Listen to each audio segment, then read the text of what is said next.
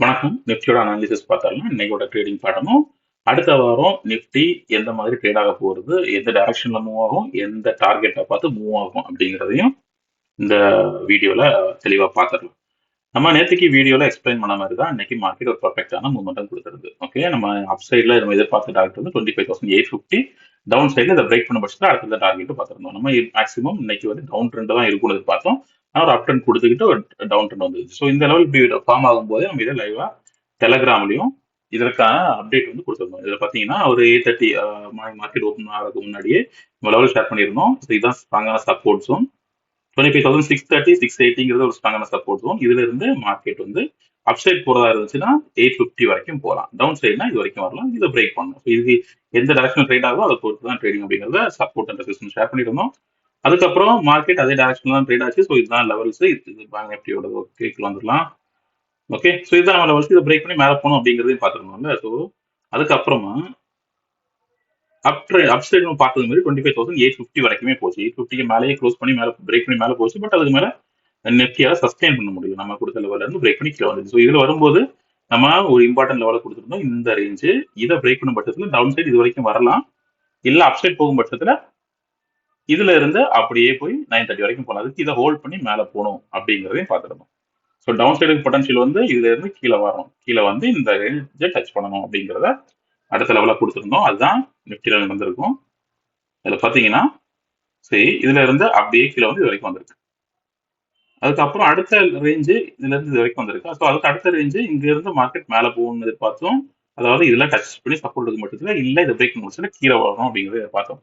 ஆனா அதுக்கு முன்னாடி இன்னொரு பேட்டர்னும் ஃபார்ம் ஆயிருந்துச்சு. இது 11:45 அதுக்கப்புறமா ஒரு 12:30 போல மறுபடியும் இன்னொரு ப்ராப்பரான ட்ரெண்டுக்கான கன்ஃபர்மேஷன் கிடைச்சது. இந்த மாதிரி ஷேர் பண்ணிருந்தோம். ஸோ இதுல இருக்கு மார்க்கெட் மேல போயிட்டு இருக்கும்போதே அதுல இருந்து ஒரு பெரிய டவுன் ட்ரெண்டுக்கான பாசிபிலிட்டிஸ் இருக்கு. 25,650 வரைக்கும் மார்க்கெட் வரலாம் அப்படிங்கிறத ஷேர் பண்ணிருந்தோம். எப்போ இதுல இருந்து ரிஜெக்ஷன் எடுக்கும் பட்சத்துல ஒரு எம் பட்டனுக்கான பாசிபிலிட்டிஸ் இருக்கு. தொடர்ந்து மார்க்கெட் மேல போகணும், இந்த ரேஞ்சை பிரேக் பண்ணணும்.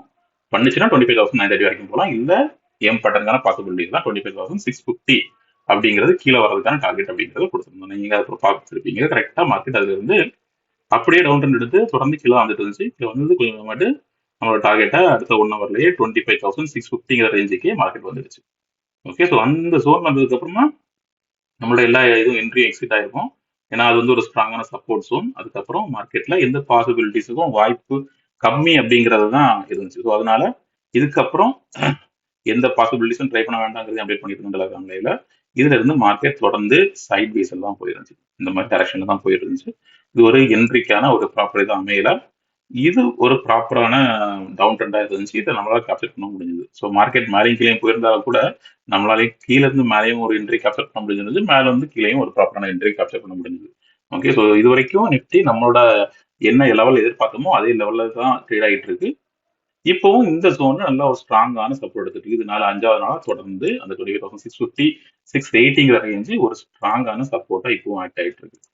ஸோ இந்த நிலைமையில அடுத்த வாரம் எப்படி இருக்கும் அப்படிங்கிறதையும் குயிக்கா பார்த்துடலாம். ஓகே, ஸோ அடுத்த வாரத்துக்கான ட்ரேடு நம்ம ஏற்கனவே பார்த்துருப்போம். வந்து நிஃப்டி ஒரு சேனல் பேட்டர்னுக்குள்ள தான் ட்ரேட் ஆகிட்டு இருக்கு அப்படிங்கிறத எக்ஸ்பிளைன் பண்ணிப்பேன். வீக்லி சார்ட்ல காமிச்சிடுறேன். ஸோ வீக்லியில பார்த்தீங்கன்னா நிஃப்டியோட ட்ரேடிங் பேட்டர்ன் வந்து இதுதான்.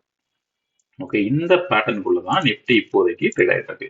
இந்த ரேஞ்சில் ரெசிஸ்டன்ஸ், அப்புறமா இங்க கீழே வர்றது, அப்புறமா இங்க இருந்து ஒரு ரெசிஸ்டன்ஸ் மறுபடியும் சப்போர்ட் நோக்கி வந்திருக்கு, மறுபடியும் ரெசிஸ்டன்ஸ் நோக்கி போயிருக்கு. இப்போ அந்த ஜோன்ல இருந்து ரிஜெக்ட் பண்ணி கீழே வந்துருக்கு. நம்ம மார்க்கெட் ஆல் டைம் கையில் இருக்கும் போதே நம்ம என்ன சொன்னோம்னா மார்க்கெட் கீழே தான் வரப்போகுது அப்படிங்கிறது தான் தெளிவா சொல்லியிருந்தோம். நிறைய பேர் மார்க்கெட் இதை பிரேக் பண்ணி மேலே போகணும்னு எதிர்பார்த்துருப்பீங்க. அந்த மாதிரி தான் நிறைய ரிவ்யூ வந்துருந்துச்சு. பட் ஆனால் இதுல இருந்து கீழே தான் வருங்கிறத நம்ம ஆரம்பத்துல இருந்து சொல்லிட்டு இருக்கோம். ஆல் டைம் கையில் இருக்கும்போதே அந்த மாதிரி தான் ப்ராப்பராக நடந்தது. ஸோ இது வரைக்கும் மார்க்கெட் வந்துருக்கு. நம்ம எதிர்பார்க்கறது மார்க்கெட் இருக்கிறது இங்க வரைக்கும் வரும் அப்படிங்கிறது தான். 25,200 தான் நம்மளோட டார்கெட்டா இருக்கு. ஓகே, ஸோ மார்க்கெட் இப்போ இந்த ரேஞ்ச் வரைக்கும் வந்துருச்சு நம்ம எதிர்பார்த்த மாதிரி. இனி என்ன கொஞ்சம் பாயிண்ட் ஒரு 400 பாயிண்ட் வந்து இன்னும் டவுன் வர வேண்டியது இருக்கு.